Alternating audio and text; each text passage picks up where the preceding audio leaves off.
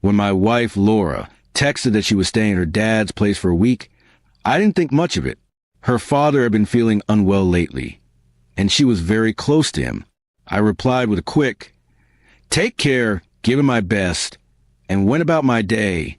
The house felt quieter than usual that week.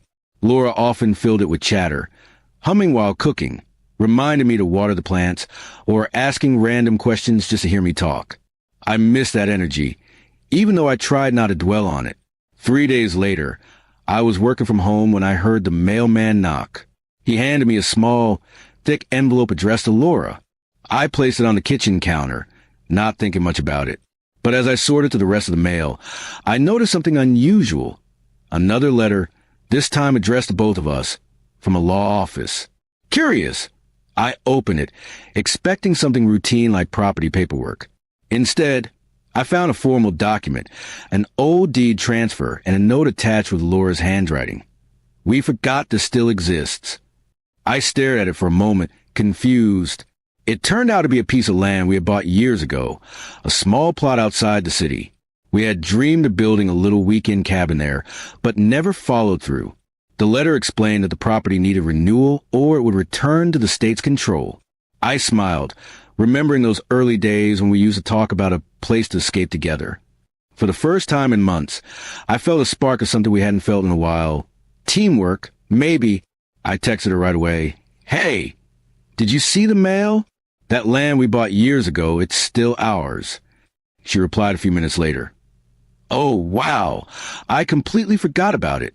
Maybe it's time we finally do something with it." Her message felt lighter than usual. It was nice to hear a bit of excitement again.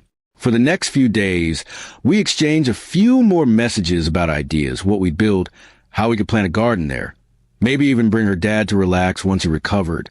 When Laura came back home the following weekend, she looked tired but peaceful. "Dad's better now," she said with a soft smile. "He told me to take better care of myself and of us." I showed her the mail from the law office again. She held it, smiling faintly, and said, "It's funny how something small like this can remind us what we forgot." Over the next month, we started visiting the land on weekends. It was just an open patch of soil and wild grass, but to us, it became a symbol of rebuilding, not just a dream, but a connection. Sometimes we'd sit there for hours, talking about life, about how easily people drift apart without realizing it. She admitted she had been overwhelmed lately, tried to manage everything: work, family, and emotions. "I didn't mean to pull away," she said one evening, watching the sunset. I told her it was okay. What mattered was that we were both willing to rebuild. Not with grand promises, but with patience. Months later, that empty plot had a small wooden cabin standing on it. It wasn't perfect, the roof creaked, and the floorboards needed polish, but was ours. We had built it together, one step at a time. Looking back, I realized the mailman didn't just bring a letter that day. He brought us a reminder of what we had once dreamed and what we could still create. Sometimes life sends us small, unexpected messages, wrapped not in emotion but in timing.